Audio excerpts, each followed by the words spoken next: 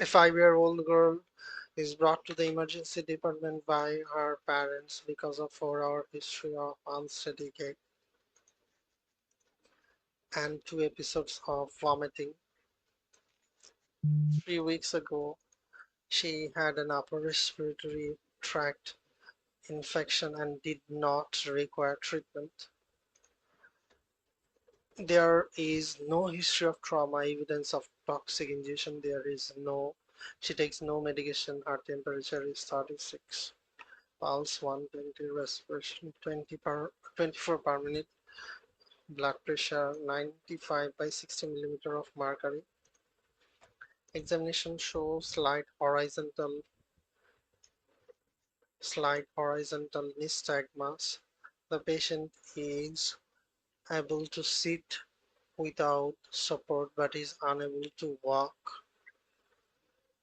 Patient is able to sit without support but is unable to walk without support.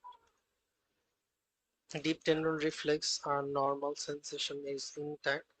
Which of the following is most likely died? Which of the following is the most appropriate next step in the management?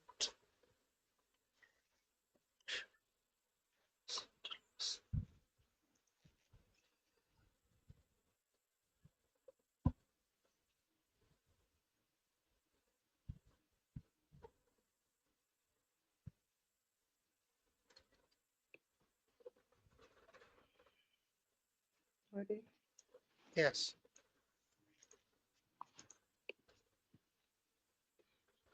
So a CT scan of the head. The patient is showing signs and symptoms concerning of cerebellar attacks, including gait disturbance, nystagmus.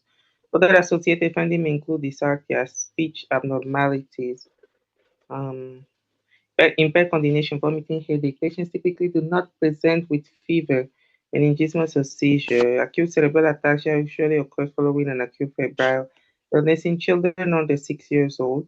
In the setting of acute presentation with neurologic deficit, CT scan of the head is effective to evaluate for acute intracranial hemorrhage. Tumor hydrocephalus that may require emergent management. CBC could be helpful in evaluation for infection or anemia, neither of which would be the likely cause of patient's cerebellar neurologic symptoms. Okay, next.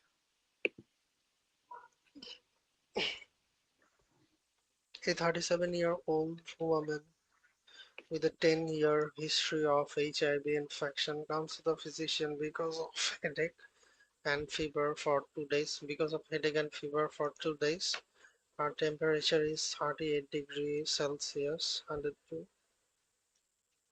Examination shows confusion and mild weakness of the left upper and the lower extremity, mild weakness of the left upper and the lower extremity. Deep tendon reflex are increased and Babinski sign is present on her left.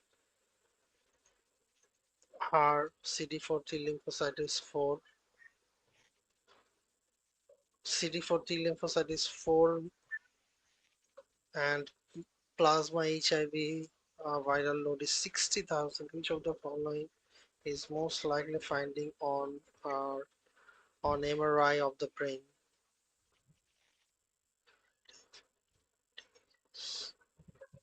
10 years.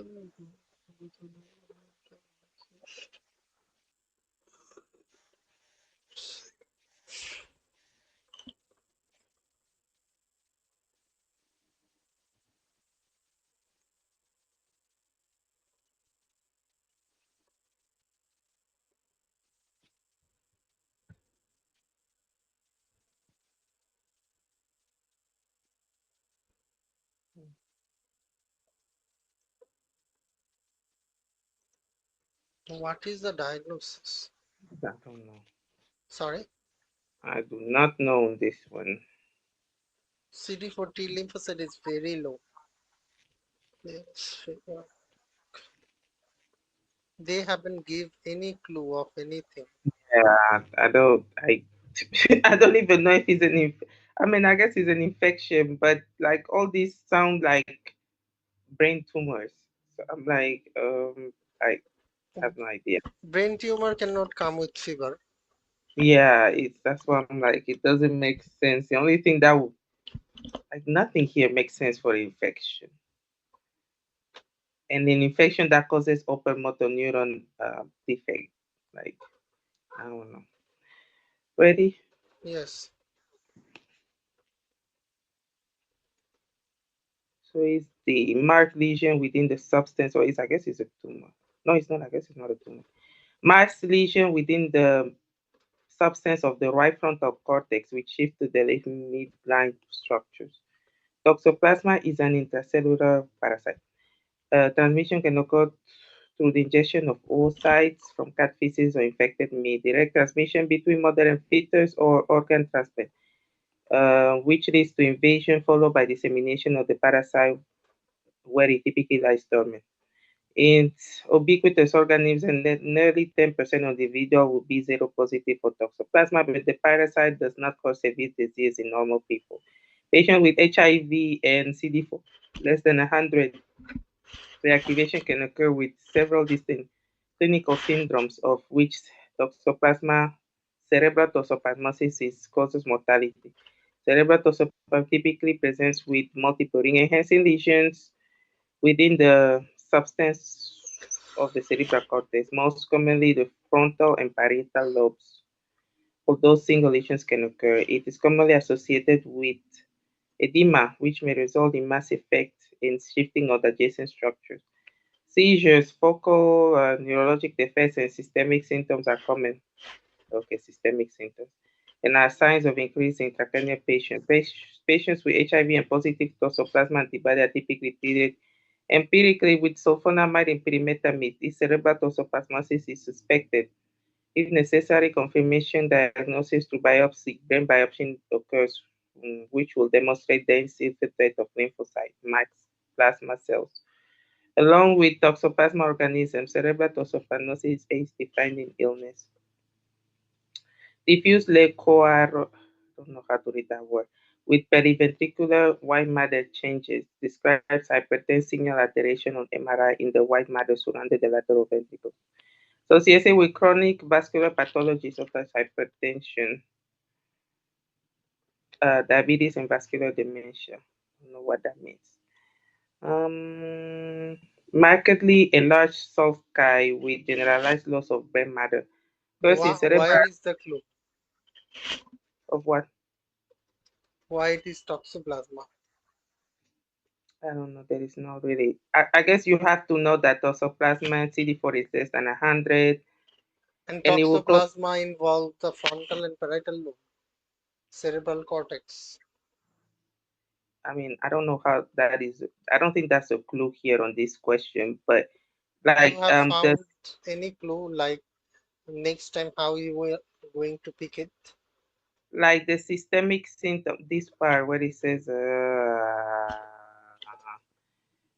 cerebral edema, shifting adjacent plates, whatever, and then neurologic defects and But systemic usually symptoms. toxoplasma question is multiple ring enhancing lesion.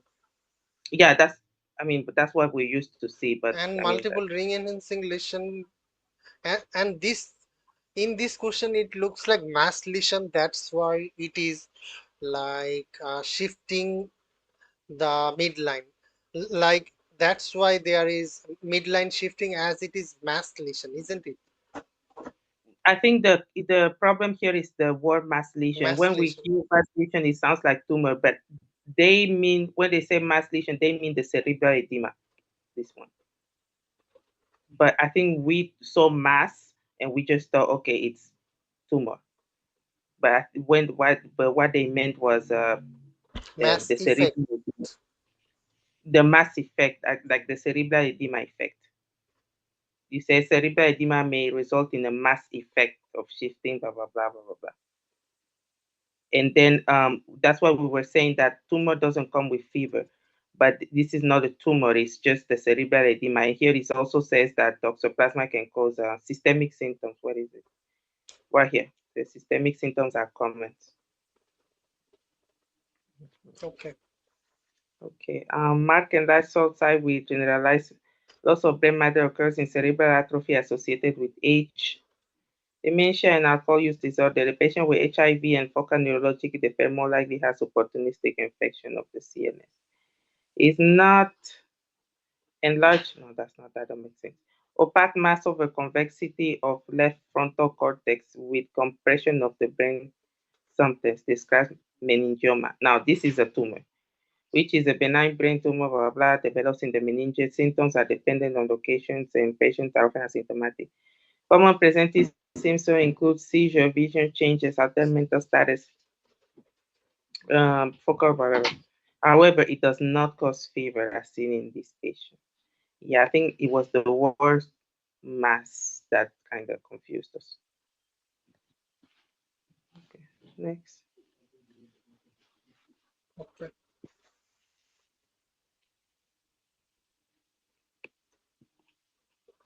next. An 87-year-old man, an 87-year-old man comes to the physician because of headache over the 6 weeks. Because of headache over the 6 weeks, they fluctuate in severity during the day and occasionally awaken from sleep. He describes the pain as an aching pressure that is worse in the front. His vision is unchanged. He takes aspirin. Cervical osteoarthritis. His son died 3 months ago. He is lethargic and yawns during the interview. His temperature is 36 degrees Celsius, pulse 88 per minute regular, blood pressure 140 over 90, fundoscopic examination shows cataract. There is moderate stiffness of the neck. There is moderate stiffness of the neck with flexion and when the head is turned to the left or right. There is a pronator drift in the upper extremity. Reflexes are 3 plus at the biceps and the triceps muscle and the knees and 1 plus at the ankles. Some Babinski sign is present bilaterally. He has a slow unsteady gait with short steps. No abnormalities are noted. Which of the following is the most likely diagnosis?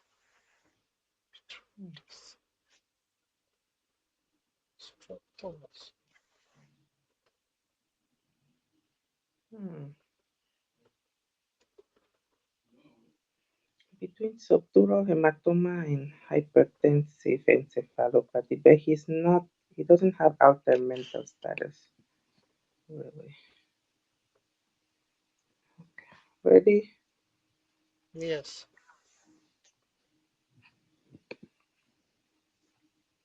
With subdural hematoma, head trauma, the use of anticoagulants, physical abuse, alcohol use disorder, cerebral atrophy, malignancies are associated with increased risk of developing subdural hematoma. Elderly patient at risk for cerebral atrophy, which places traction on dural bridging vein.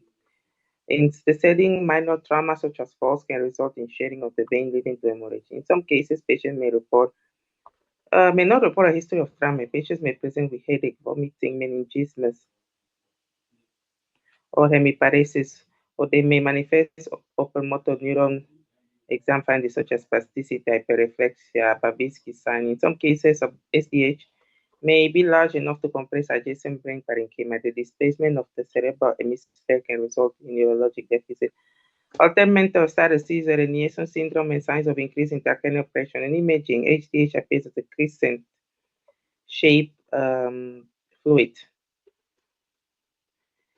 collection abutting in the internal surface of the skull, not bound by pseudolines. It's not hypertensive encephalopathy may result from acute or severe increases in blood pressure. It may manifest with headache, vomiting, agitation, altered mental status, seizure. May progress to coma. This patient blood pressure is mildly increased but not severe enough to cause hypertensive encephalopathy. And then what was the mnemonic that you used for epidural versus subdural hematoma for the Epidural breast? is lens shaped. Lens lucid interval, E for epidural, N for not crossing the suture line. And epidural hematoma is rupture of the MMA, middle meningeal artery, and subdural is BCS, like bridging veins, crosses the suture line, and subdural is crescentic shape, and and rupture of the bridging veins, and there is no lucid interval in subdural hematoma, Okay, perfect. and not subdural crosses the suture line, but epidural does not cross the suture line. Okay. You got my point. Yes, got it. Next. Okay, next. Is it 67-year-old woman is brought to the physician because of progressive imbalance and memory difficulties over for the past year. 2 years ago, she began to have episodes of sudden imbalance with a tendency to fall backward. She had developed progressive slowness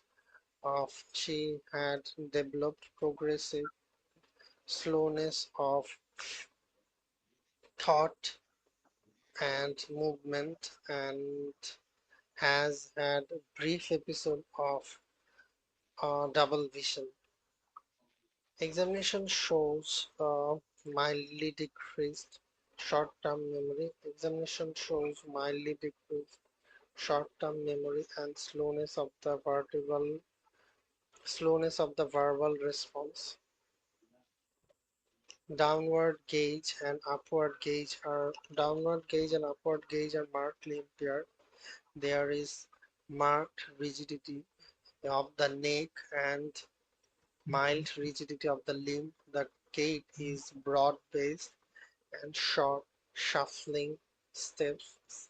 She easily loses her balance and falling backwards. All movements are performed slowly. CT scan show of the head contrast shows moderate diffuse atrophy. Which of the following is the most likely diagnosis?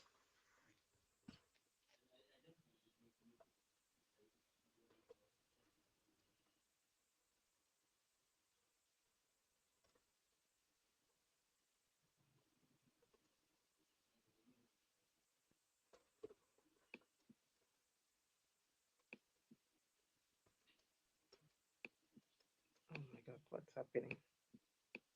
Nothing don't work.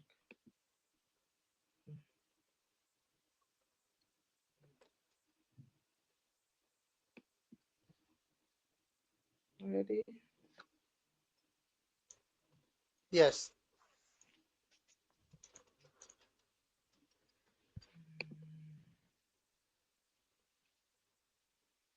So it's progressive supranuclear palsy. Let's see that one. Progressive supranuclear palsy, an atypical Parkinson disorder. Is a neurodegenerative disease associated with tau positive neurofibrillary tangles, the basal ganglia cortex and brainstem. Patients typically present average 65 years old with gait instability, oculomotor deficit, classical vertical gaze palsy, frontal lobe deficit, bradykinesia, and muscle rigidity. The gait pattern varies in step length and base width, though patients typically walk and pivot too quickly as a result of impulsivity from frontal lobe, leading to backward falls. Definitive diagnosis occurs by neuropathologic examination, illustrating a pattern of neurofibrillary tangles in the characteristic distribution. Neuroimaging illustrating midbrain and or cerebral cortex atrophy supports the diagnosis. Death typically occurs between 6 to 9 years after disease onset. Management is supported includes physical and occupational therapy, along with advanced care planning. It's not ENF.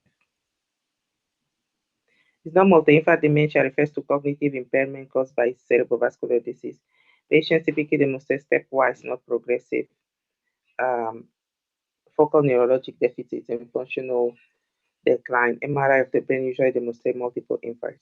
Parkinson with dementia presents with dysfunction of voluntary movement ah, in the form of bradykinesia, resting tremor, rigidity, and postural instability. Dementia may correlate in the disease. Vertical gaze palsy will be atypical, and the gait pattern is typically narrow based. Okay, next. Can you differentiate the three Parkinson's plus symptom like multi-system atrophy, progressive supranuclear palsy, and corticobasal degeneration? Mm-mm. Can you Sorry, can you do it? Can you? uh, multi-system atrophy is like involvement of the multiple system. Like in multi-system atrophy, Parkinson disease, Parkinson feature like the trap feature, tremor, rigidity, akinesia, or bradykinesia, and Parkinsonism, along with the autonomic failure and cerebellar problem, or maybe cortic spinal tract damage. If this is multiple system is involved, then it is multi-system atrophy. Like autonomic failure can come in the form of orthosis, urinary incontinence, and cerebellar dysfunction can come in the form of ataxia, ataxic feature, dysarthria, and cortic spinal tract damage can come with hyperreflexia and plantar extension. This is MSA, multi-system atrophy. And But how do you remember it? Are you reading it? Or how do you remember? Is there a mnemonic for that? I Or you? remember always the multi-system atrophy is multiple system is involved.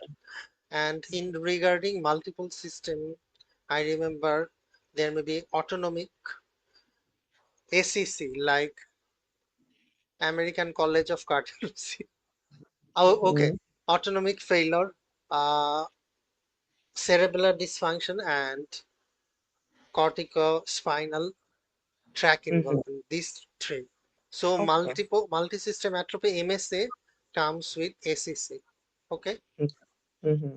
And progressive supranuclear palsy, it comes with another palsy like vertical gauge palsy along with Parkinsonism.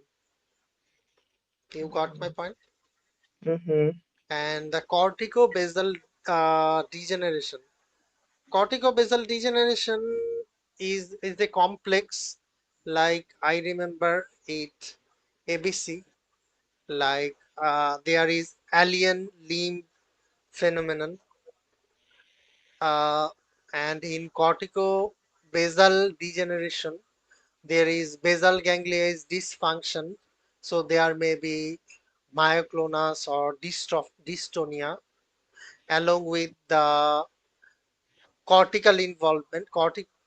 And cortical involvement can come with the alien limb phenomenon, and there may be apraxia and ABC, and the name says it all, like corticobasal degeneration. And along with Parkinson feature is present. So corticobasal degeneration, you can remember like basal ganglia is involved. So if you remember about the basal ganglia, they are basal ganglia. Uh, it it related to tone. So there may be dystonia, there may be myoclonus and cortical involvement. So there may be alien limb phenomenon. Mm-hmm. Okay, Okay. because next I Mm-hmm. sometimes an 80-year-old man An 80-year-old man briefly loses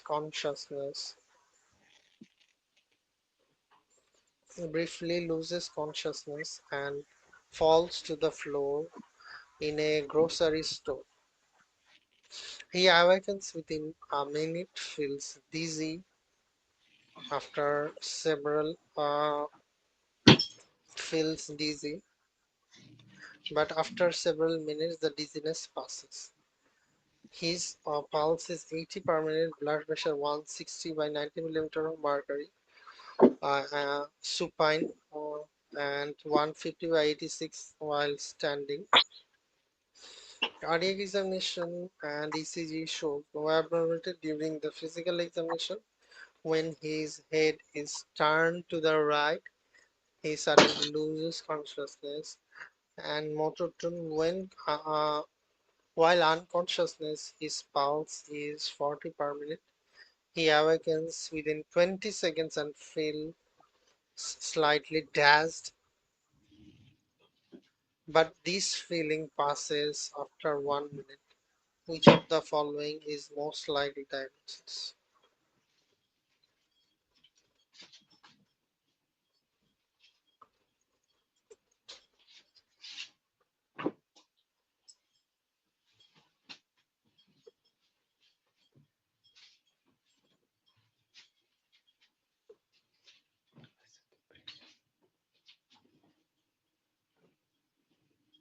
Mm, vertebral basilar insufficiency.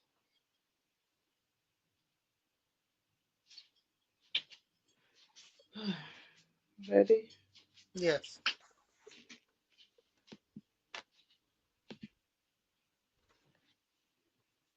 Ah, carotid sinus hypersensitivity. Carotid sinus hypersensitivity is a really bad CMS. Carotid sinus hypersensitivity syndrome is characterized by an exaggerated response to carotid baroreceptor stimulation, presenting with the resulting sinus bradycardia, hypotension, syncope.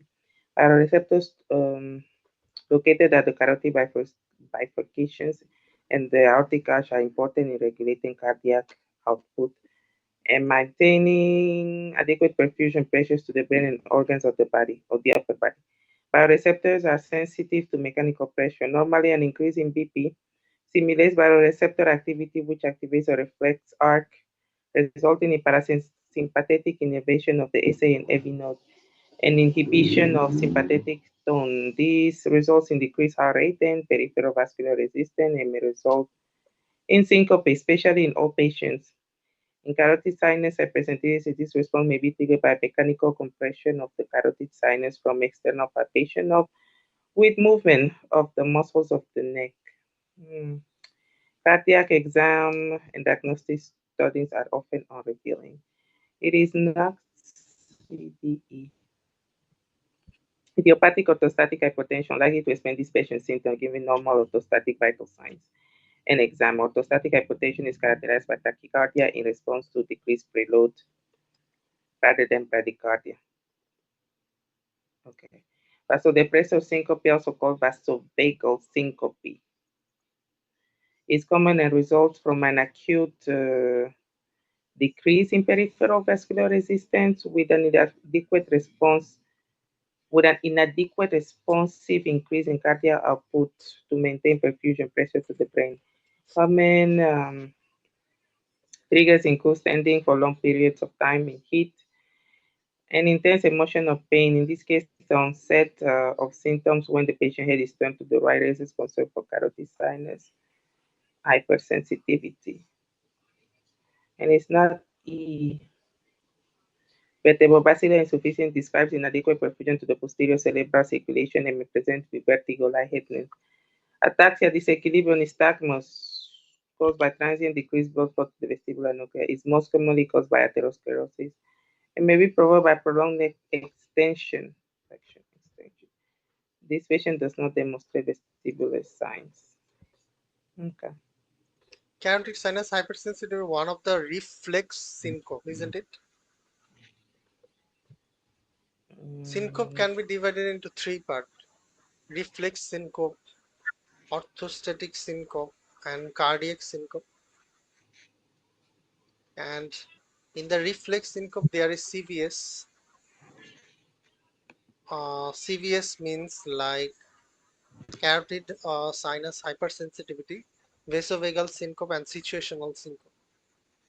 And in this question, like carotid hypersensitivity, how we can figure it out, like while he's turned, uh, when his head is turned to the right, he suddenly loses consciousness. Like when he turned his head to the right, there may be compression of the carotid sinus and thus causing this reflex syncope. And it can happen in shaving, while shaving, or like somebody who wears a tight collar shirt. Got it? Okay. Yep. Okay. Next. An 18-year-old woman is brought to the emergency department 30 minutes after uh, 30 minutes after a 5-minute generalized tonic-clonic seizure. She has 1 year history of sudden jerking movements of her hands and arm. The episodes frequently occur while she is getting ready for work in the morning. On arrival, she is confused, but gradually becomes oriented to the person, place, and time. Her temperature is 36.9 degrees Celsius, pulse is 80 per minute, respiration 20 per minute, blood pressure 114 by 68. On examination, ocular movements are full. The remainder of the examination shows no abnormal deep tenor reflex at 2 plus throughout. In addition to valproic acid therapy, supplementation with which of the following is the most appropriate next intervention?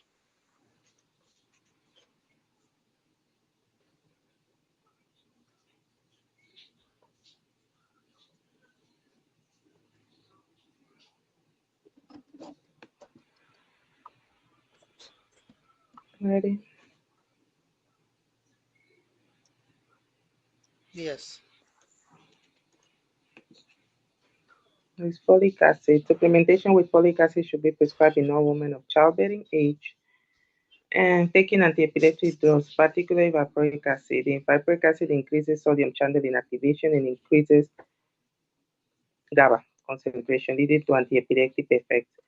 However, it also increases the risk of neurotube defects um, when taken during the first trimester of pregnancy. Supplementation of folic acid prior to conception is effective in lowering the risk of neurotube defect. Patients without other risk factors can take standard dose, which is zero point 0.4 milligrams daily, while patients with anti-epileptics other than valproic acid should take 1 milligram daily, and patients on valproic acid should take like 4 milligrams daily. Valproic acid is also used to treat migraines and bipolar disorder. And the same folic acid supplementation should be recommended on those cases. Next.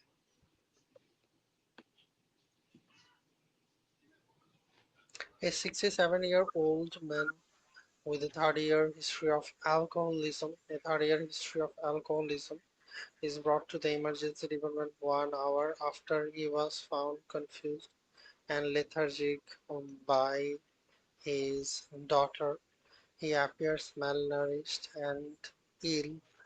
His temperature is 36 degrees Celsius, pulse 96 per minute, blood pressure 150 by 80 millimeter of mercury.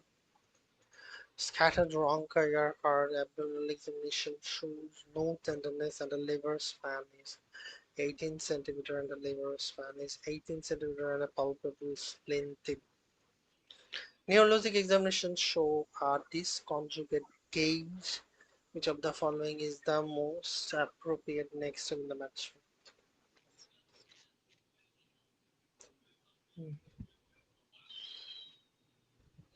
Hmm, hmm, hmm, hmm, hmm.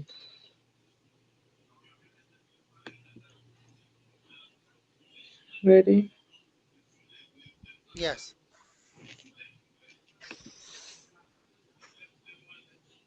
It's IV thiamine therapy. Thiamine B1 deficiency causes two potential syndrome, Wernicke encephalopathy and Korsakoff dementia. The classic triad of Wernicke demonstrates encephalopathy, ataxia, and oculomotor dysfunction. If Wernicke syndrome is allowed to progress without treatment, Korsakoff develop, which manifests by retrograde and anterograde amnesia, confabulation, and horizontal nystagmus. Wernicke encephalopathy develops in patients with extreme malnourishment and alcohol use disorder. While serum thiamine concentration may be decreased, this is not useful in managing patients as it cannot be checked quickly. This diagnosis is clinical and should be rapidly treated with IV thiamine. It's not glucose therapy. IV should not be administered until after thiamine has been given in the setting of Wernicke, since glucose alone can theoretically worsen the symptom. Once thiamine has been replenished, then IV glucose can be given. And it's not oral lactulose. It's the treatment of choice for hepatic encephalopathy. This is most commonly seen in patients with cirrhosis whose ability to process ammonia from the GI is impaired. This patient liver is enlarged, not cirrhotic, on physical exam as well. Conjugate case would be absent in hepatic encephalopathy. Okay, next.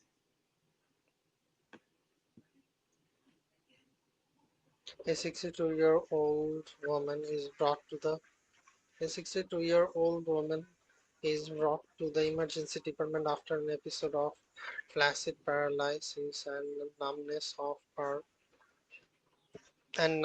the left upper and the lower extremity that lasted 2 hours. During the episode, she was unable to see objects in her left visual field. Neurologic examination shows no abnormality. A CT scan of the head shows no lesion. Which of the following is the most likely diagnosis?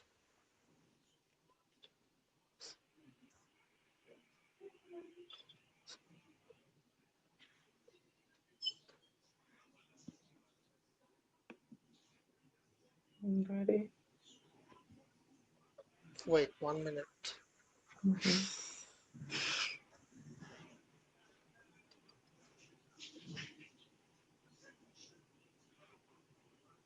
That's the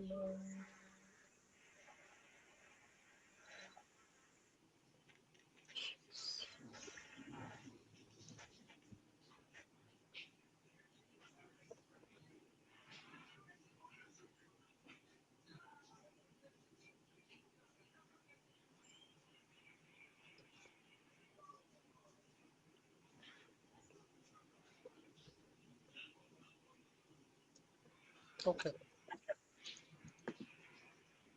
Okay. So cerebral embolus.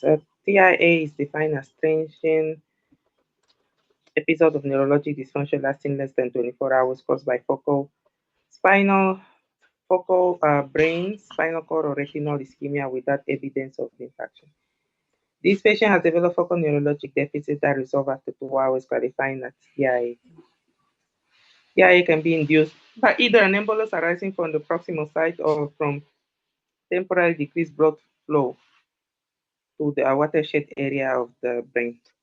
A hypotensive TIA typically lasts until resolution of the low flow event, while an embolic TIA lasts hours, as in this case. An embolic ischemic stroke involves an event in which a clot breaks off and travels to the brain, occluding blood flow within a cerebral artery. Emboli most commonly originate from proximal vessels, such as ICA, or from atrial thrombus. If the embolus successfully undergoes physiologic thrombolysis, blood flow is restored to the area and reverses the clinical symptoms. After TIA, measures for prevention of ischemic stroke should be enacted, along with evaluation for potential sources of embolus, such as carotid artery ultrasound or echo. It is not E.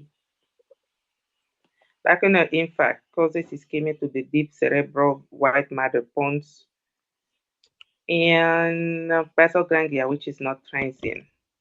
Lacunar stroke may present with purely motor symptoms, purely sensory symptoms, toxic hemiparesis, and dysarthria. Occlusion of these deep penetrating vessels is typically secondary to hypertension, diabetes, or hypercholesterolemia.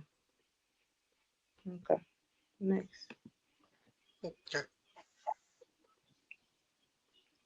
A 25-year-old farmer is brought to the emergency department because of sudden onset headache, dizziness, nausea, vomiting. while picking peaches. His pulse is 52, blood pressure 90 by 60. He has generalized weakness, diaphoresis, and a pinpoint pupil. Which of the following precautions should medical professionals take while caring for this patient?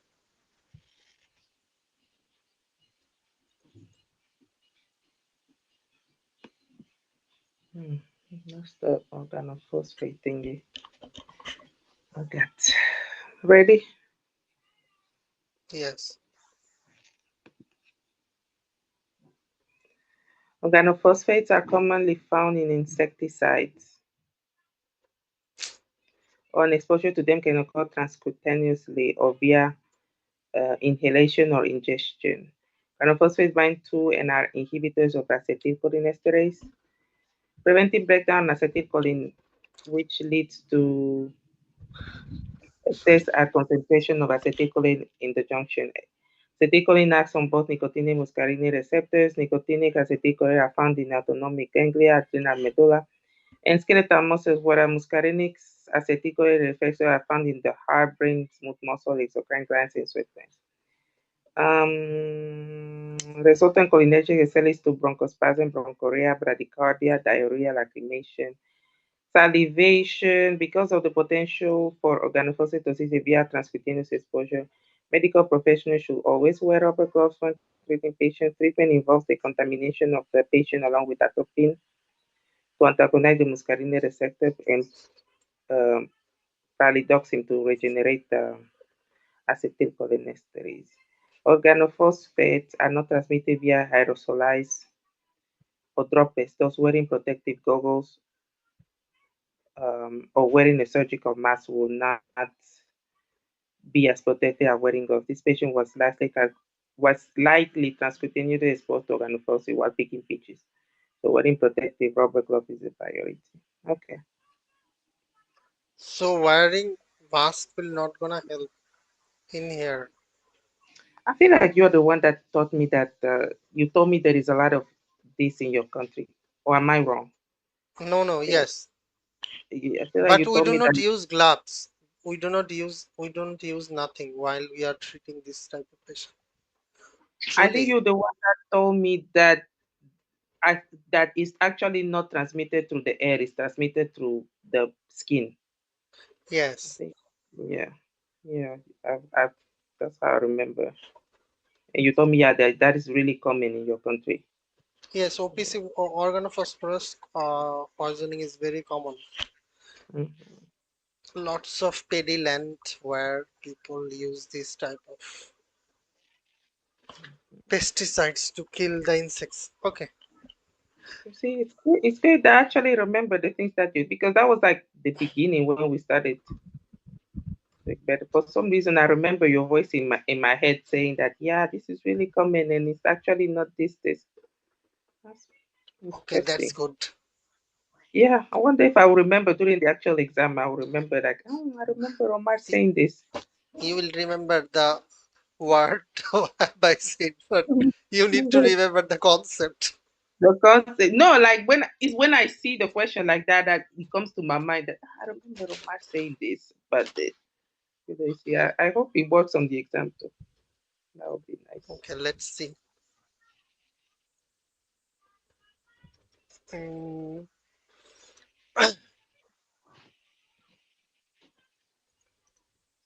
a 62-year-old. Okay. Uh, wait. A 62. A 62-year-old. A 62-year-old man with ALS comes to the physician because of 1 month history of progressive shortness of breath. The shortness of breath is exacerbated when he is supine. His only medication is 81 milligram aspirin tablet daily. He has smoked Two packs of cigarettes daily for 30 years, but stopped 10 years ago. His pulse is 76 per minute, and regular respirations are 18 per minute while sitting, and 26 per minute while supine. Blood pressure is 112 by 78. There is no jugular distension. Scattered rhonchi are hard on auscultation. They resolve with coughing, and as for his hard abdominal examination show retraction of the abdominal walls with inspiration.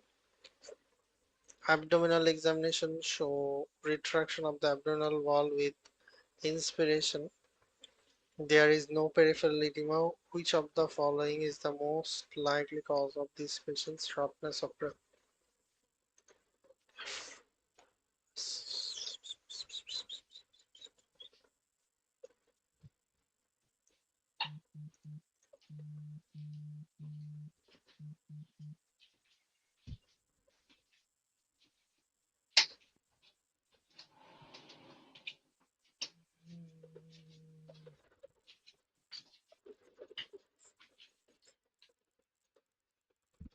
Hmm.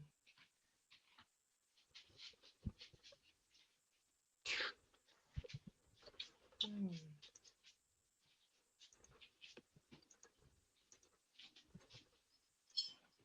Ready. Okay.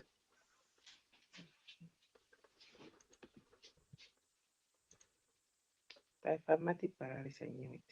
ALS is a progressive neurodegenerative disorder arising in midlife that affects both lower motor neuron arising from the anterior and upper motor neurons arising from the corticospinal tract within the brain and spinal cord.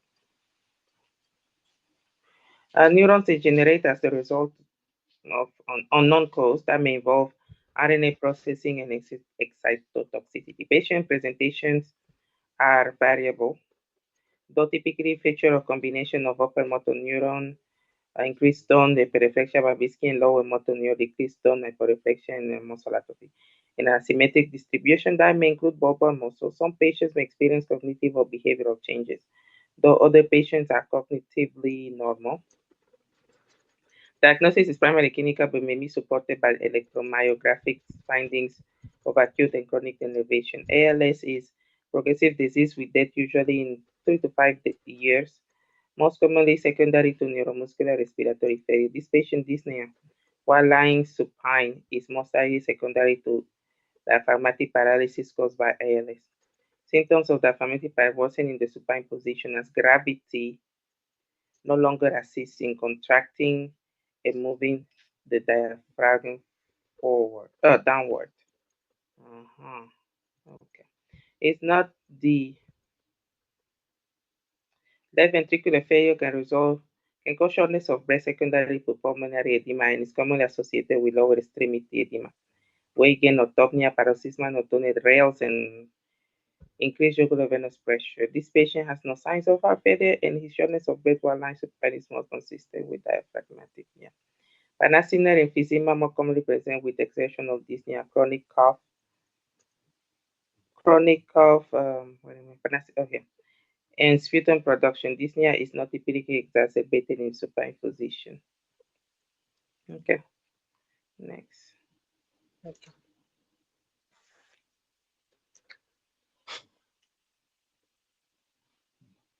A, for, a 14-month-old infant. A 14-month-old infant is brought to the physician because 14-month-old infant is brought to the physician because of 4 episodes of loss of consciousness over the past month. While in the office, the infant has a typical episode.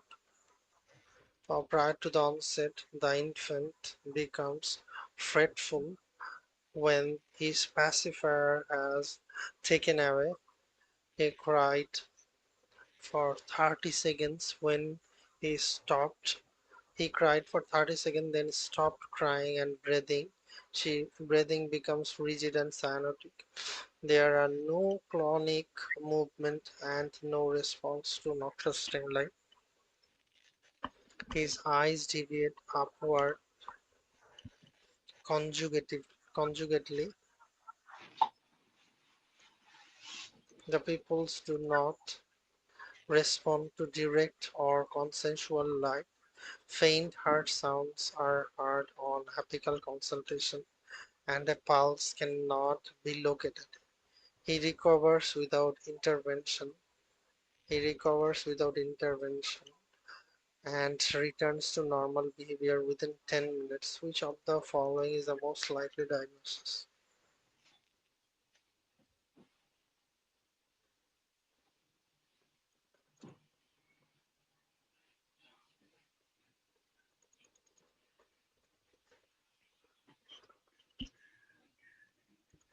Ready?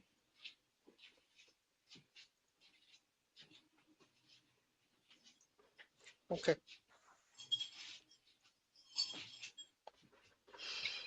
Okay, so it is breath holding episode. Syncope triggered by emotional stress in this infant was highly caused by breath holding episode. Breath holding episodes are common paroxysmal events that occur between like 6 months to 6 years of age and are typically triggered by stress-induced autonomic dysfunction in the form of transient profound bradycardia. Typical consequence of event is crying followed by breath holding in forced expiration and cyanosis, then muscle rigidity and shaking, and finally atonia and loss of consciousness. The eyes may deviate upward and the pupils may dilate. Episodes may recur several times weekly on average. Can you give me a minute? There is an Sure. important call from my Okay. brother. Okay. Okay. 27. 27.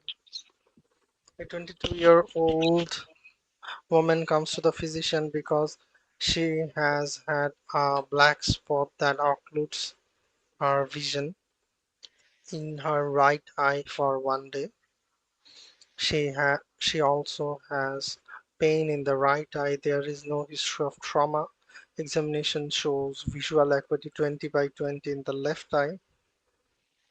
Best corrected vision in right eye is 20 over 200. The left pupil is normal, right reacts sluggishly to direct light but consensuously. So, fundoscopy examination shows no abnormality. The eyes are not injected. Which of the following is the most likely site of the lesion?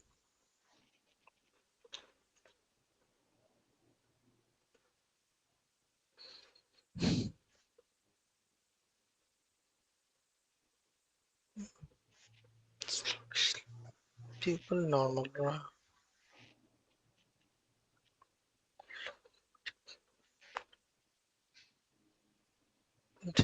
Reacts sluggishly.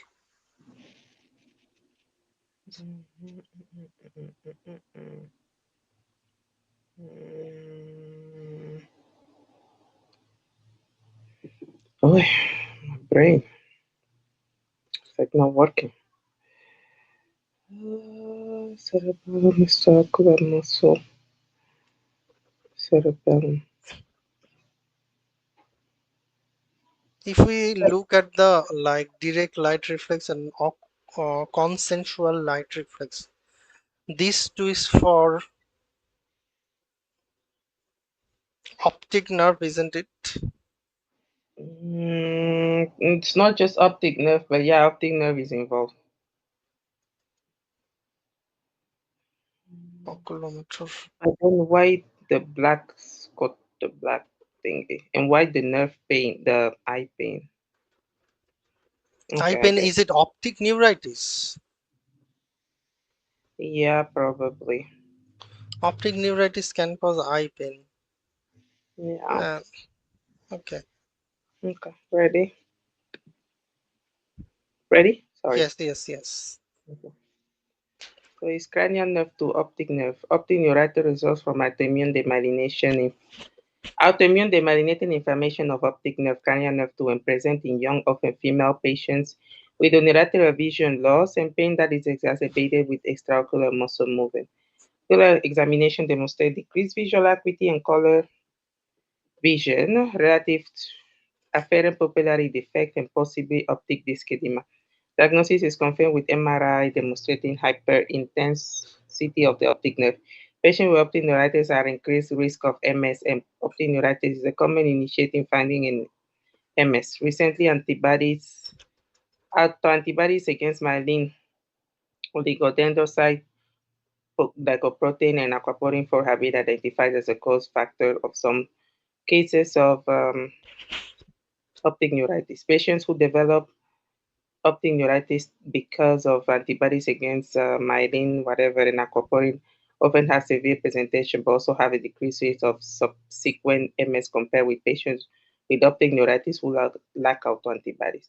The optic neuritis treatment trial demonstrated that a short course of treatment with high dose IV methylprednisolone speeds the rate of visual.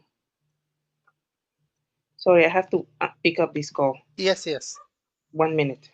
yes. Screen first. Okay, you should be able to see my screen.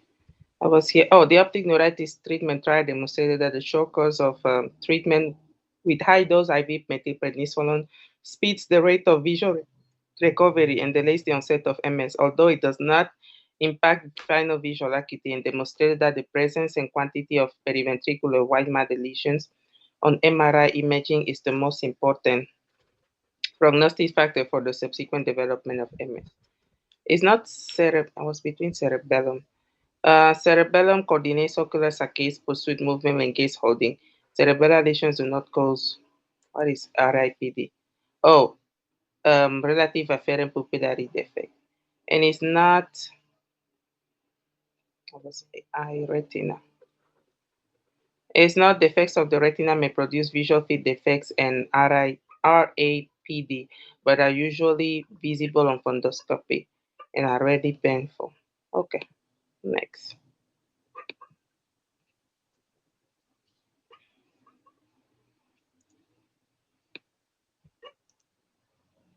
Omar?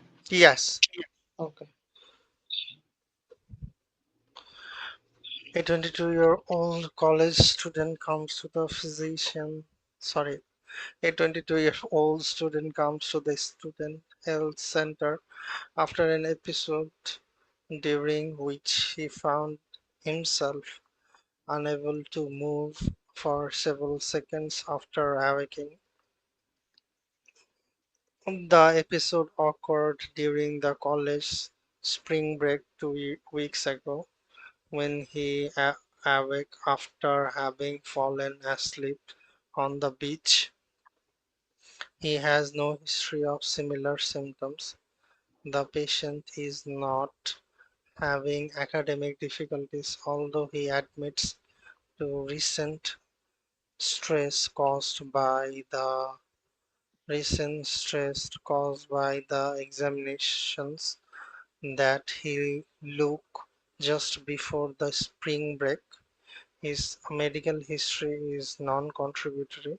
Vital signs are within normal limits. Examination shows no abnormality. Which of the following is the most appropriate next step in the management?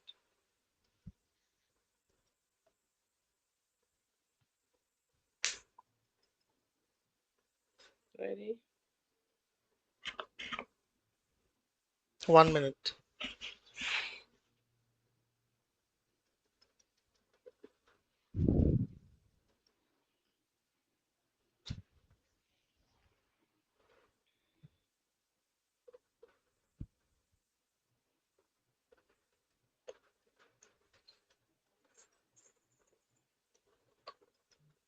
Okay.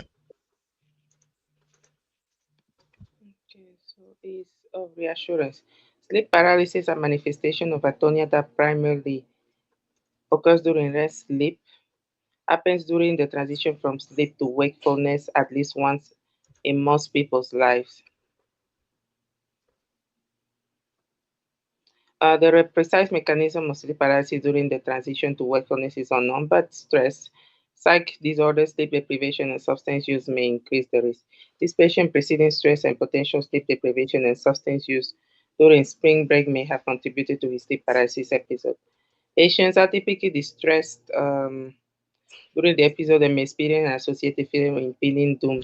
Other features of REM sleep may also intrude into transitions from sleep to wakefulness or wakefulness to sleep, hypnagogic hallucinations. Management of isolated sleep paralysis episode consists of reassuring education about normal sleep behavior. If this paralysis episode persists, then the patient should be evaluated for narcolepsy.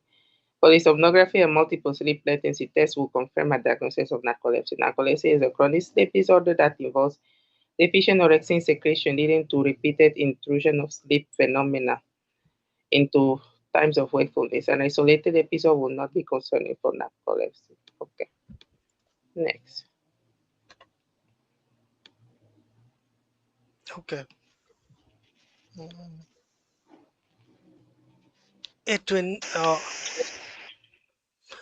an 82-year-old woman is brought to the physician because of 6-month history of neck pain radiating to her left hand. Neck pain radiating to her left hand.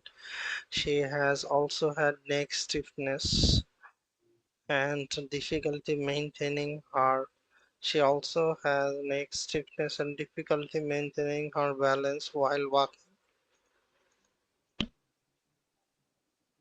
She has osteoarthritis, Crohn's disease, GERD, hyperlipidemia. Current medication include ranitidine, cholestyramine, mesalamine, ibuprofen. Examination shows moderately moderately decreased range of motion of the neck. There is mild weakness and atrophy of the hands. There is mild weakness and atrophy of the hands and the forearms, and increased muscle tone of the lower extremity. The triceps reflexes are absent, and the biceps and the brachioradialis are intact. Knee ankle jerk is increased. Knee ankle jerk is increased. Babinski sign is present bilaterally. Sensation to pinprick and temperature is decreased over the dorsal forearm and hands. His gait is broad-based and stiff. Which of the following is most likely diagnosis?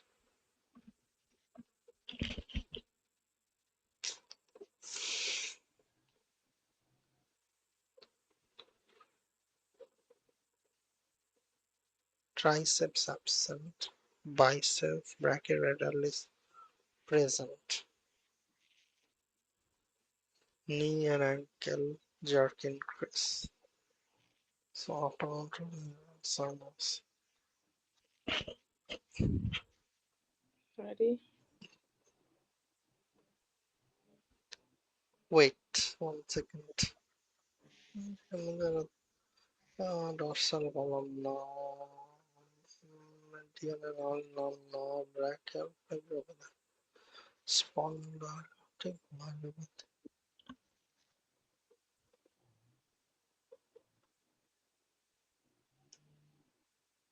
Okay, Okay, so is cervical spondylotic myelopathy. Cervical spondylosis is a spinal cord syndrome caused by compression of the um, cervical spinal cord by degenerated vertebral bodies, fascia joints, or IV discs, herniated IV discs. The process begins with progressive degeneration of the surrounding bony structure, which then causes impingement on the central spinal canal. Depending on the this level of compression happens at the C7 level, isn't it? As uh, a so, triceps reflex is absent, so compression happens in C7 level. You I got don't you got my point. What I am talking about. I get what you're saying, but I don't know if it works like that for myelopathy. So I So don't know. how you picked Well, myelopathy? Comes with the upper motor neuron sign, isn't it? Uh, yeah. okay, below the level, the upper motor neuron sign, and all the jerks are.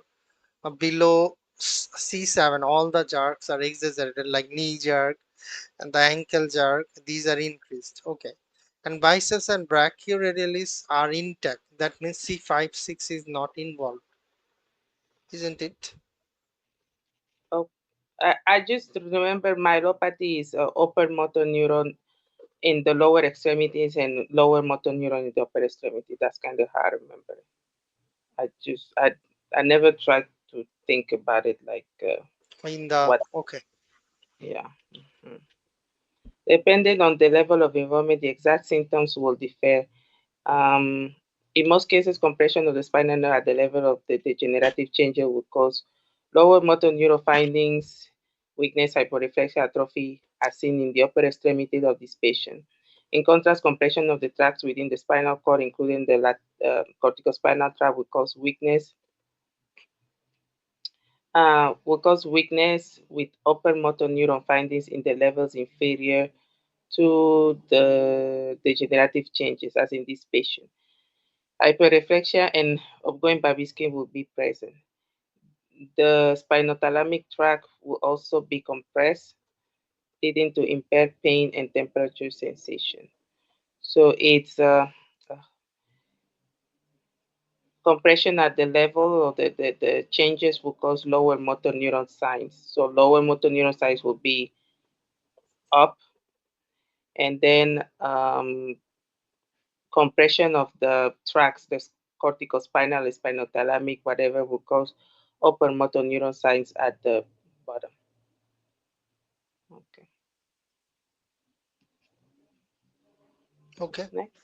Mhm.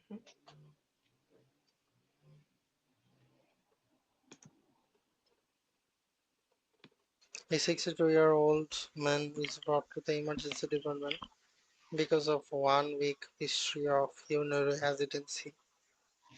A 1 week history of urinary hesitancy, leg weakness, and difficulty walking. He says that he falls occasionally. He has a 1 month history of sharp-sided, sharp right-sided abdominal pain that is exacerbated by coughing, sneezing, and lying flat. The pain the pain now radiates posteriorly to the interscapular region. At his last examination 3 days ago, the testing of the gallbladder disease was negative. He has hypertension treated with atenolol. His temperature is 37.1 degrees Celsius, pulse 80 per minute, blood pressure 140/70. Examination shows tenderness to percussion over the mid-thoracic spine. Tenderness to percussion over the mid-thoracic spine. Muscle strength 4 by 5 in the iliopsoas hamstring and anterior tibialis muscle bilaterally. And it is the otherwise full deep tendon reflex is 2 plus. Deep tendon reflex is 2 plus in the upper extremity, 3 plus in the knee and ankles. Babinski sign is present bilaterally. Sensation to pinprick and temperature.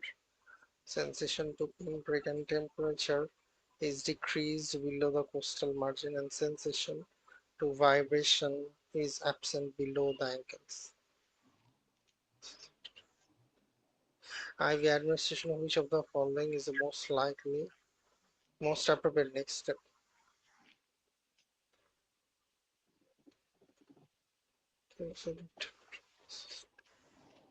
Ready? Yes.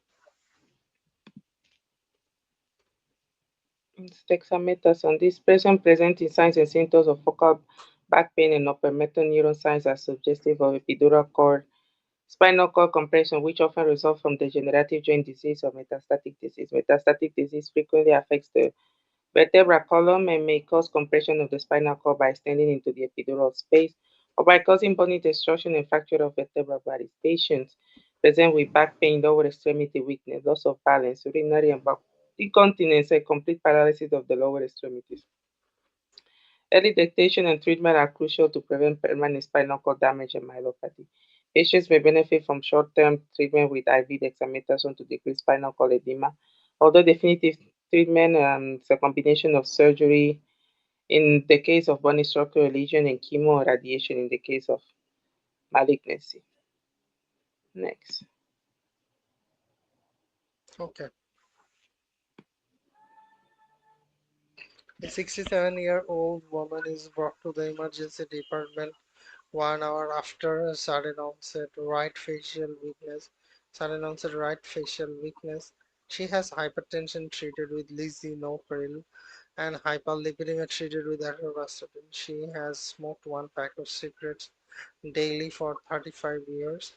Her pulse is 76 per minute, blood pressure 168 by 90. Examination shows right facial weakness of the forehead. Examination shows right facial weakness of the forehead and the lower face. There is decreased hearing and tinnitus on the right. Finger nose test. Finger nose testing shows mild ataxia on the right. Finger nose testing shows mild ataxia on the right. MRI of the brain is most likely to show an infarction in which of the following areas?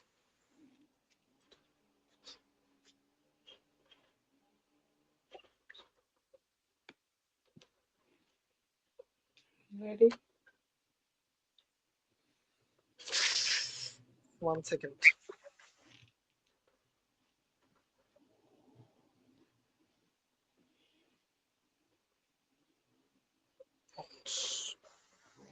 Okay. Cerebral infarction, also known as stroke, occurs as a result of ischemic or hemorrhagic loss of blood supply to the brain. Approximately like 85% stroke are ischemic, commonly arising from thromboembolic disease, whereas 20% are hemorrhagic as a result of blood vessel rupture, like for hypertension related intraparenchymal hemorrhage. Risk factors for stroke include smoking, hypertension, diabetes, carotid or intracranial atherosclerotic disease, hypercoagulability, AFib, advanced age. Classically, stroke manifests as neurologic deficit related to the affected part of the brain. Infarction in the distribution of the ICA, anterior inferior cerebellar artery, affects the several cranial nerve nuclei within the pulse, which together are referred to as the lateral pontine syndrome. Involvement of the facial nucleus leads to facial droop caused by muscle paralysis, decreased acclimation, decreased salivation, and decreased taste from the anterior two-thirds of the tongue. Involvement of the vestibular nucleus causes vomiting, vertigo, and nystagmus. Involvement of the middle and inferior cerebellar peduncle leads to ataxia and dysmetria. Ipsilateral hardness syndrome and contralateral pain and temperature sensation impairment, though not present in this patient, may also result. Okay, next.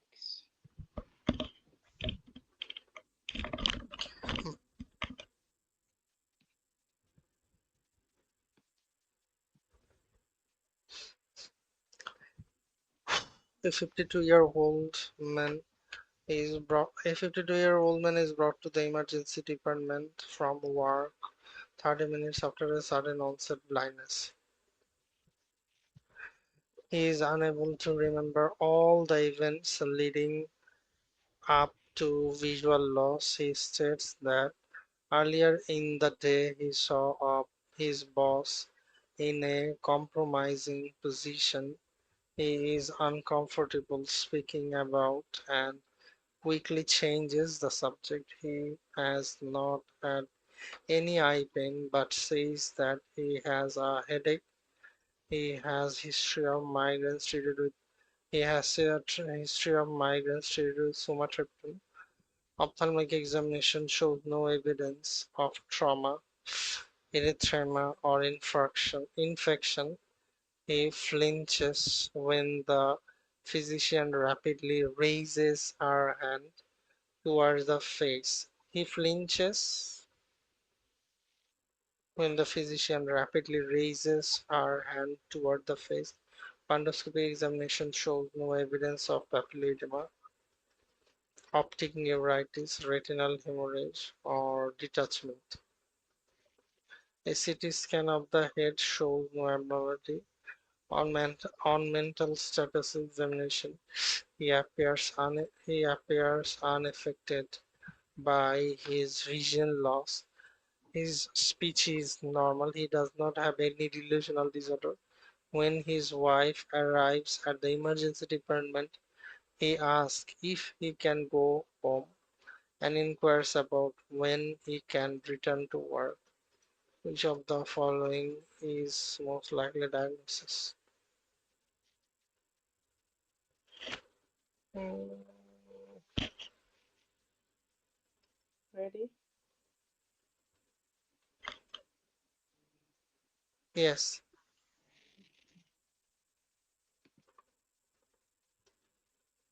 Conversion disorder, also known as functional neurologic disorder, involves neurologic symptoms such as sensory or motor dysfunction that are not fully explained by objective finding of physical exam or imaging. This patient flinching in response to visual stimulus indicates subconscious ability to see and makes a neurologic injury unlikely. Though the symptoms disrupt daily life, patients with functional neurologic disorder may or may not be preoccupied with the symptoms. Functional neurologic disorder is postulated to represent the subcutaneous conversion of intolerable emotional distress into physical symptom, as indicated by this patient quickly changing the subject when asked about a stressor. Psych comorbidities such as depression are common but not present in all patients. Physicians should conduct a thorough history and physical exam and obtain lab imaging studies to evaluate for medical and neurologic disease that may explain or partially explain the symptoms. Treatment of conversion disorder involve education about the diagnosis, physical therapy, and CBT. It's not a acute stress disorder refers to psychological stress responses, disassociation, intrusive thought, depressed mood, avoidance occurring within a month of traumatic event. This patient response, okay. It is not demalingering. Refers to the conscious production of symptoms for conscious purpose. This conscious purpose is known as secondary gain and includes motives such as obtaining disability, payments, or missing work. There is no clear secondary gain for this patient who is not focused on his symptom and wishes to return to work. Okay, next. Okay.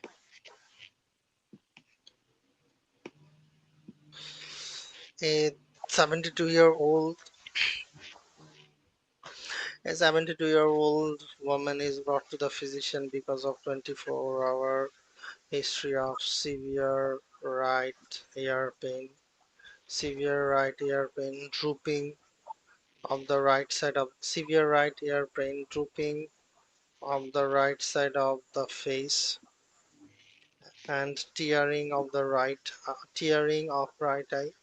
He has mild respiratory tract infection 1 week, and she has type 2 diabetes mellitus treated with glyburide. She is in distress. Temperature is 37 degrees Celsius. Examination show rotatory nystagmus on lateral gauge. Examination shows rotatory nystagmus on lateral gauge. Severe palsy. There is a severe palsy of the right peripheral nerve. Sorry, there is a severe palsy of the right peripheral facial nerve within and with an inability to close the right eye. Examination show rash in the external auditory canal and hearing loss on the right. There is no nuchal rigidity. Which of the following is the most likely diagnosis?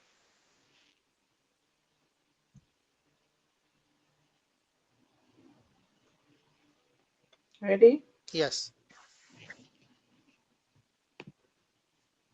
So it's herpes zoster. This patient presenting signs and symptoms of unilateral facial nerve palsy, ear pain and rash, hearing loss, nystagmus, and tearing are consistent with diagnosis of Ramsay Hunt syndrome, also known as herpes zoster oticus.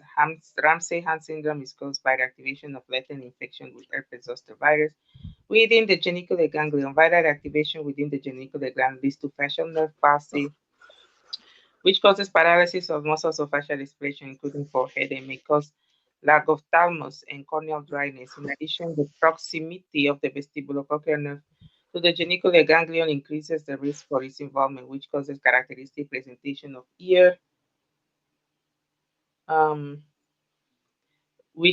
characteristic presentation of ear pain and vesicular rash of the external ear canal or auricle. It may also cause hearing loss, vertigo, and nystagmus. The diagnosis is clinical but may be confirmed by PCR amplification testing. Treatment, oral prednisone and acyclovir. Next.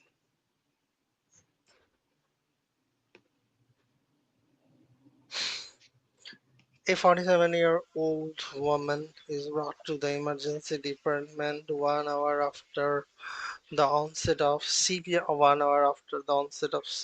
headache that began suddenly while she was exercising at the gym. She rates her pain as 10 out of 10 on a 10-point scale and says it present over the entire head. She has the type 2 diabetes mellitus control with metformin. She is 172 centimeter tall, weight is 72 kg, BMI 25 kg per meter square. She is alert and oriented, vital signs are within normal limits. On examination, the right pupil is 5 millimeter. On examination, the right pupil is 5 millimeter and not reactive to light. Meningismus is present. The remainder of the examination, including neurological examination, shows no abnormality. The most likely cause of this patient's finding is a lesion in which of the following arteries?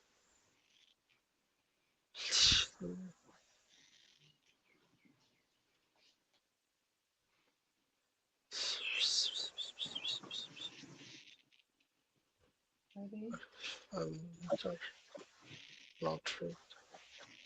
This is present.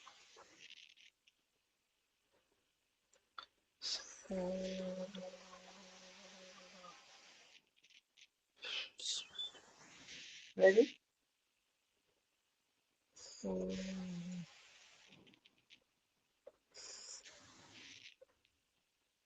Okay,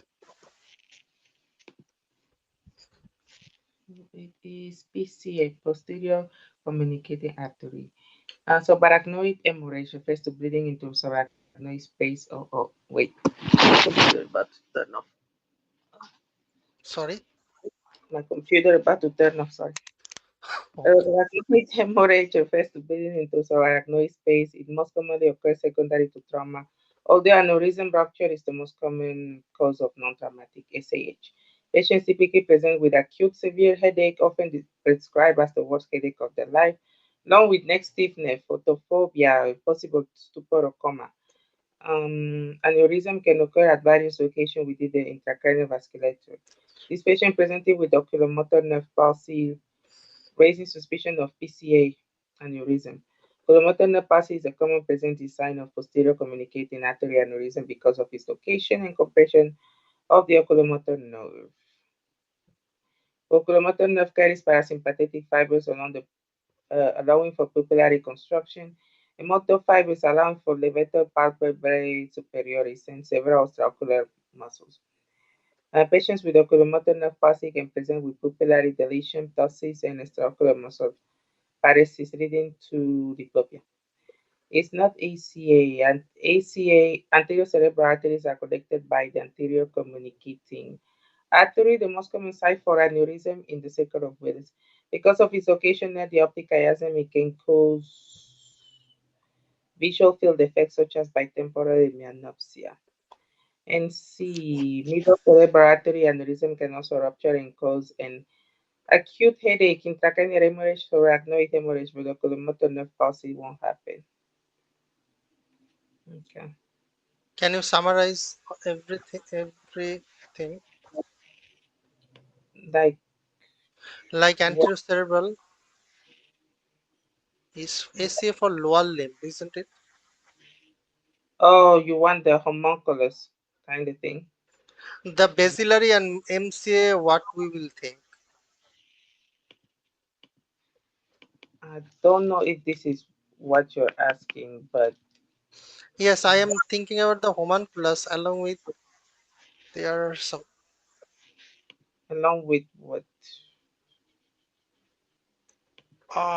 subarachnoid hemorrhage has other areas also like PCOM, posterior communicating, and ACOM is also involved in subarachnoid hemorrhage, isn't it?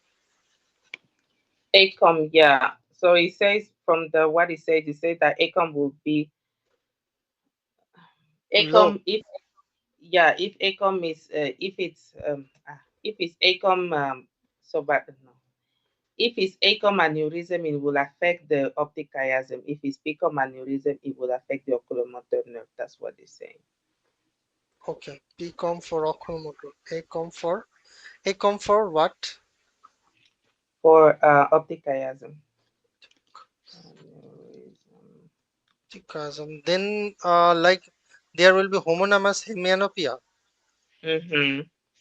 Oh, ACOM for Does it make sense? Can you see it here? I guess. Yeah, I guess you will see it here. That will be ACOM here. And I don't know why it's showing in it, but anyway, that will be ACOM here is just right on to the optic chiasm. And then PCOM,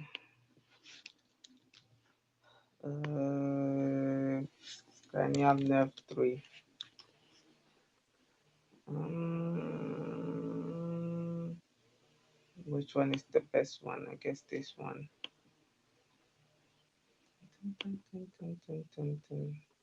Never mind, I thought it was a picture.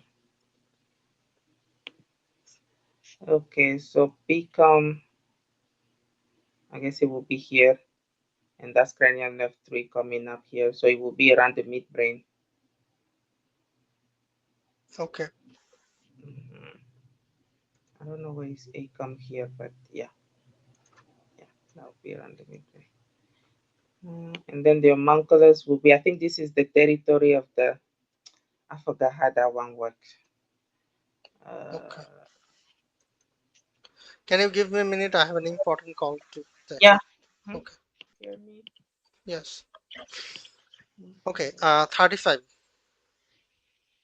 Oh, wait, did I? Yeah, I think I finished reading it. Yep. Okay. A 37-year-old man comes to the a 37-year-old man comes to the physician because of 6-month history of difficulty walking and a tremor of the right arm. He says that his movements have been slower. He has hypertension, schizophrenia, GERD. Current medication include hydrochlorothiazide, flufenazine, benztropine, ranitidine. Blood pressure is 108 by 72. Examination shows increased muscle tone in the right upper extremity. There is resting tremor of the right hand and decreased arm swing. His gait is short-paced. Mental status shows a restricted affect. Which of the following is most likely to improve his symptoms?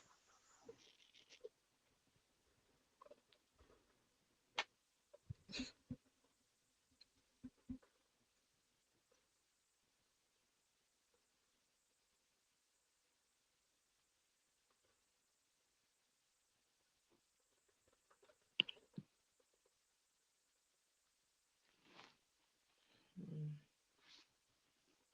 mm, mm, mm, mm, mm.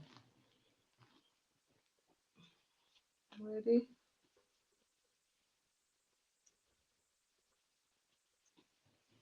Yes. Risperidone. Wait, maybe it's adding risperidone. Discontinue for prednisone, I guess. It is discontinued flupenazole.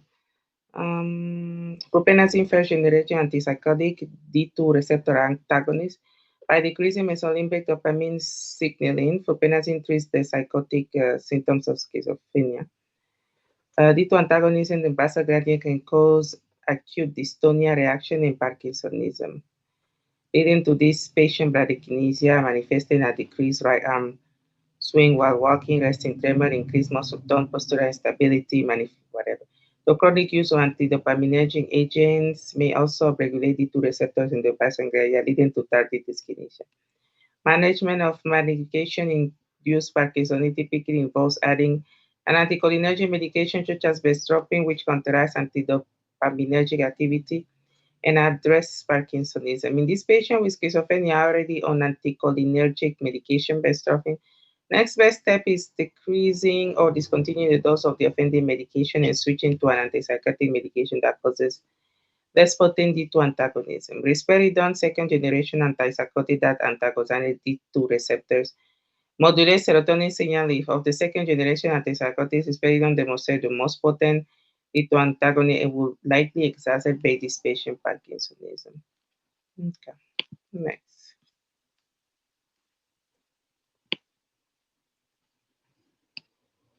A 25-year-old woman comes to the physician because of 1 year history of depressed mood and episodes of daytime sleepiness. Despite getting an adequate amount of sleep at night, she takes daily naps that are marked by visions of bloody bodies before she falls asleep, and upon awakening she is frightened by these visions but cannot control her urge to sleep. She wakes up refreshed. She has smoked 1 pack of cigarettes daily for 8 years and drinks 1 to 2 cups of coffee. She does not use illicit drug. She is 180 centimeter, 5 foot 11 inch tall, weight is 75 kg, BMI is 23 kg per meter square. Her temperature is 36 degrees Celsius, pulse 80, permanent blood pressure 120 over 80. Neurologic examination shows no focal finding. Mental status examination shows anxiety and mildly depressed mood, and ECG shows no abnormality. Which of the following is the most likely diagnosis? Ready? Sorry? Ready? Yes. This narcolepsy is the most likely diagnosis in this patient with hypnagogic hallucination and daytime somnolence. Pathogenesis of narcolepsy involves loss of orexin, which are neurotransmitters found in the hypothalamus that promote wakefulness and inhibit REM sleep. Loss of these neurotransmitters permit abnormal transition from wakefulness to REM sleep with the consequent development of hallucination and other features of narcolepsy, including cataplexy, sleep paralysis. Diagnosis can be made in patients with daytime somnolence and cataplexy, or in cases where cataplexy is not present, sleep latency testing, um, which shows a shorter time from wakefulness to initiation of REM sleep. Occasionally, patients undergo lumbar puncture to directly measure orexin concentrations in the CSF. Pharmacotherapy is directed at promoting wakefulness and avoiding cataplexy. It is not the nighttime disorder describes the presence of recurrent disturbing dreams. This disorder is not characterized by daytime somnolence and cataplexy. Okay. Next. Mhm. A 56-year-old woman is brought to the emergency department 20 minutes after a simple partial seizure. A CT scan of the head 1.5 centimeter uniformly and intensely enhancing parasagittal mass in the left frontal region. Further evaluation for a primary lesion is negative. Examination shows mild weakness in the right lower extremity. Which of the following is the most likely diagnosis? Uh,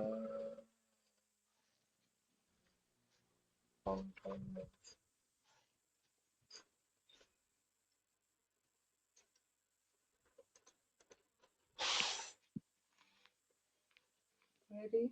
Yes. So it is meningioma. Meningioma, common benign CNS tumor derived from meninges that occurs along the surfaces of the brain and spinal cord, often in parasagittal region.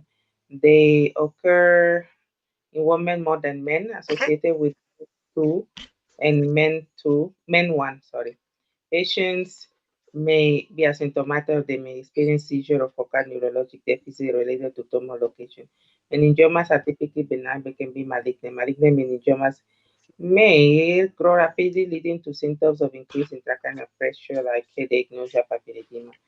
Meningiomas appear as well circumscribed extraxial outside the brain parenchyma, masses that compress the underlying parenchyma. They demonstrate uniform enhancement. On CT imaging, definitive diagnosis requires histologic exam of the tissue, which demonstrates spindle cells arranged in word pattern with samoma bodies. Treatment may include radiation or surgical resection. It is not CNE. Where am I? Schwannomas. Let me see. Schwannomas are benign tumors that arise from Schwann cell in peripheral nerve sheath. They commonly affect the facial and sub and vestibulocochlear nerves. A mass effect may result in sensorineural hearing loss or ataxia. They are associated with NF2. And it is not glioblastoma multiforme in adults. Astrocytoma is a primary CNS neoplasm that can occur as benign pilocytic astrocytoma in children or malignant glioblastoma multiforme in adults. These highly malignant tumors appear as intraaxial masses in the cerebral hemisphere, which typically demonstrate areas of necrosis and can spread to the opposite hemisphere across the corpus callosum.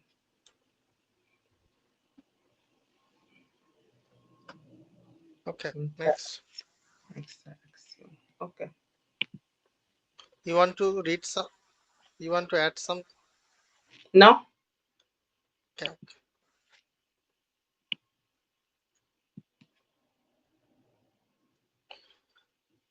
A seven. A 72-year-old man. A 72-year-old man with a history of atrial fibrillation comes to the emergency department 2 hours after sudden onset.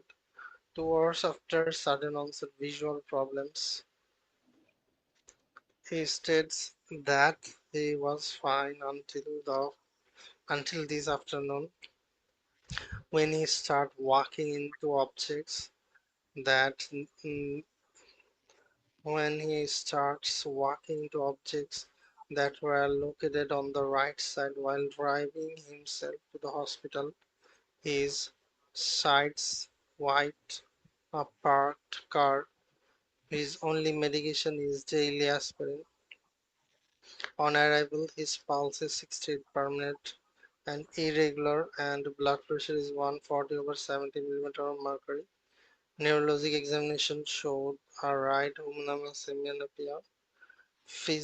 Pupils are equal and reactive to light, and fundoscopy examination shows no abnormality. Muscle strength and sensation are normal. Mental status examination shows no abnormality. No abnormality. Which of the following artery is most likely to be occluded?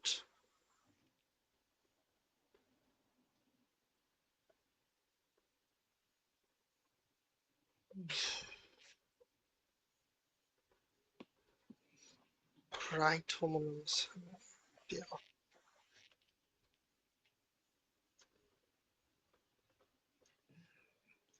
Ready?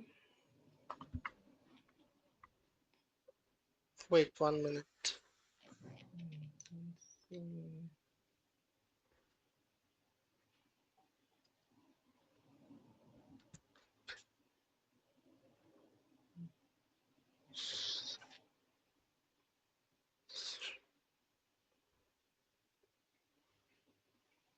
Okay.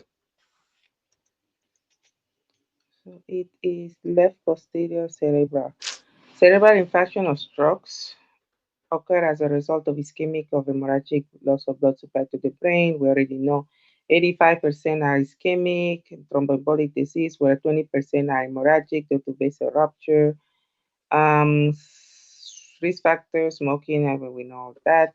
Classically, strokes manifest as neurologic deficit related to the affected part of the brain. Occlusion of the left posterior cerebral artery, PCA, explains the patient's deficit. The PCA supplies much of the occipital lobe as well as the inferomedial temporal lobe, posteromedial parietal lobe, thalamus, and parts of the brainstem.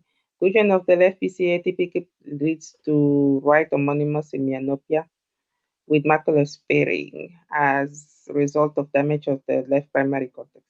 Right homonymous myopia likely explains this patient car accident. Occlusion of the left PCA may also result in right hemisensory deficit caused by thalamus damage and right hemiparesis caused by damage of the cerebral peduncle in the midbrain, as well as damage to the left parietal cortex may occur and lead to agraphia, gargulea, finger agnosia, and the Gressman syndrome. It is not CNE. What is CNE? C, left and right. Okay, let's see. Left and right ophthalmic arteries supply structures of the orbit. Occlusion may lead to blindness. Okay. And then C, left and right internal carotid arteries directly supply the anterior and middle cerebral arteries. In the setting of acute occlusion of the internal carotid arteries, some patients are asymptomatic because of collateral blood flow. Other patients present with hemiparesis, hemisensory deficits, and speech impairment. Okay. Okay. Next, a 30 a 35-year-old woman comes to the physician because of 14-day history of progressive severe headache, mild neck soreness, and photophobia. 14-day history of progressively severe headache, mild neck soreness, and photophobia.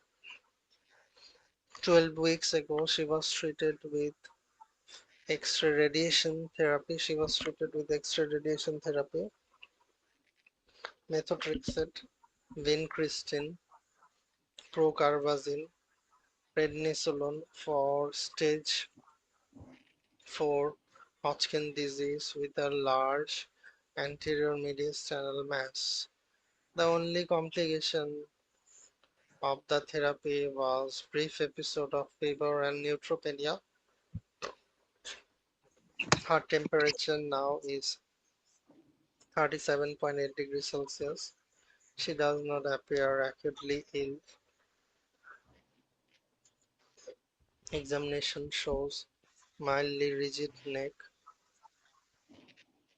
Neurologic examination shows no papilledema. Lymph node, liver, spleen are not palpable. Cardiopulmonary examination and X-ray chest shows normal findings. Serum glucose concentration is 70. Results of the lumbar puncture now show glucose 15, protein 120, glucose 15, protein 120, leukocyte count 500, segmented neutrophil 10%, monocyte 90%, erythrocyte 0. Which of the following is the most appropriate pharmacotherapy?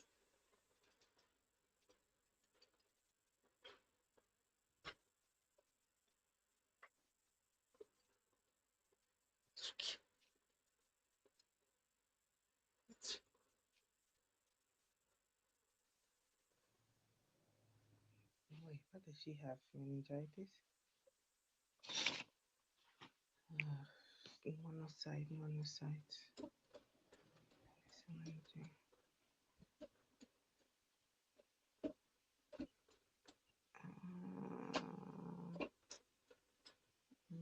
Prednisone for stage 1. That's neutropenia and fever. Neutropenia and somebody with radiation therapy. Neutropenia. Ah, what was my, what is meperidine again? What class of drug? Meperidine, I think that it is opioid. Opioid? No, no, okay, never mind. Amphotericin, amphotericol. If there is neutropenia, isn't it the signs of sepsis? Why? This looks more like meningitis, no? Or no? So if it is meningitis, yes, you are thinking meningitis as because there is rigid neck Oh, and I mean, it can be sepsis too, but I don't know. yes, yes, meningitis can happen. So is it bacterial meningitis or It's probably, but it's like, I don't know if it's bacteria. Monocytes are high. Um, neutrophil is low, very low? Neutropenia, what um, does that mean?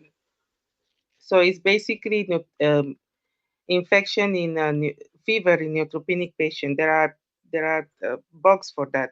But the bugs that cause fever in neutropenic patient is the I know it's Pseudomonas and Like all the bacteria, isn't it? yeah, the bacteria. There are bacteria specifically that cause fever in neutropenic patient. So we should choose something with broad I spectrum forgot, antibiotic, yeah, I forgot which one it was, but there are some bacteria. I forgot or we which. are looking in the opposite direction. Okay, Okay, choose. give something. Mhm. Okay, so it is amphotericin B was Cryptococcus. Yeah, amphotericin B is the most appropriate therapy for Cryptococcus neoformal, which is encapsulated. Yes, commonly opportunistic pathogen in immunocompromised patients. Malignancy, lymphomal leukemia, AIDS, solid organ transplantation, sarcoidosis, cirrhosis, chronic steroid therapy are risk factors for infection. It can cause cryptococcal meningitis, encephalitis, pulmonary cryptococcus. Transmission is through inhalation with risk for dissemination to the brain and meninges as well as other distal sites. Pulmonary cryptococcus typically present with low-grade intermittent fever and non-specific symptoms. CNS involvement can cause headache, nuchal rigidity, photophobia. Progressive encephalopathy, dermatologic spread can occur with pustular, papular, nodular, ulcerated lesions. Diagnosis is made by analysis of CSF, sputum, urine, and or blood. Histologic examination may show yeast with narrow base budding and a bright red inner capsule and staining with homocycarmine and periodic acid shift.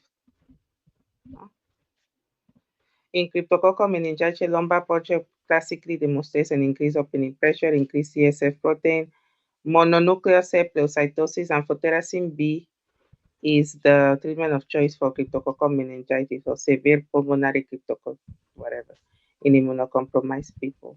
It is not C treatment in bacterial meningitis, IV ceftriaxone, along with vancomycin, and depending on the patient and penicillin, bacterial meningitis present acutely with fever, nuchal rigidity, and mental status.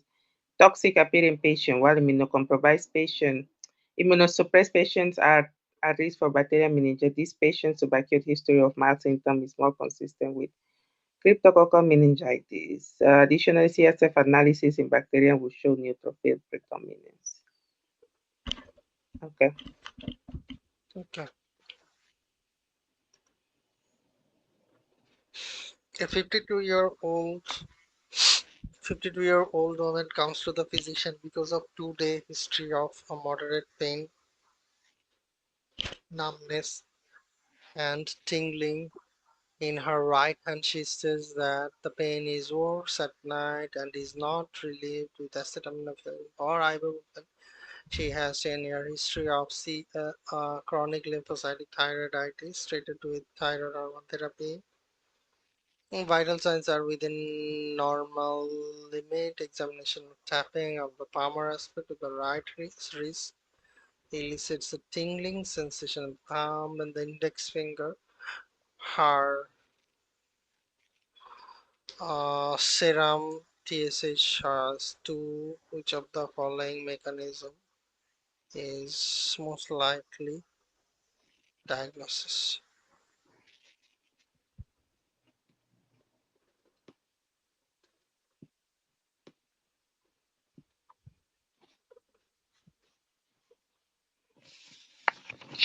It is median nerve. Now, is it immunological damage or is it mechanical entrapment?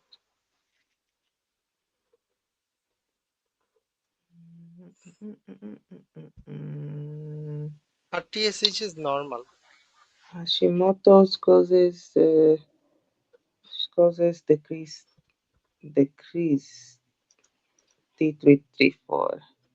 She is on medication.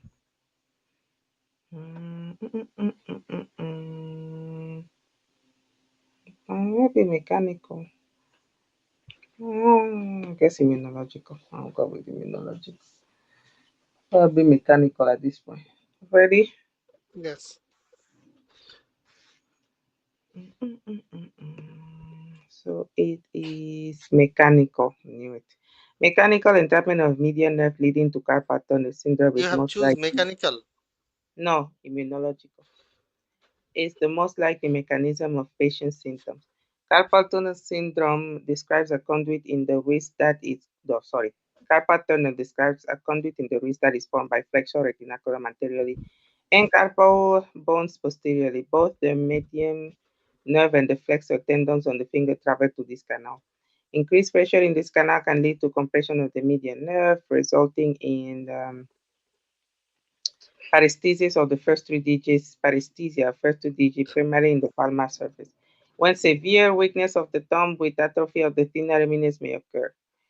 The thenar test involves tapping the volar surface of the wrist in the midline. A positive test in this case leads to tingling. The first two digits and occasionally the third one, which corresponds to whatever. This condition occurs commonly in those with jobs that involve repetitive wrist movements, such as typing, where it can be idiopathic. It commonly develops in obese patients and is more common in women. Nighttime symptoms are frequently encountered, and the initial treatment requires wrist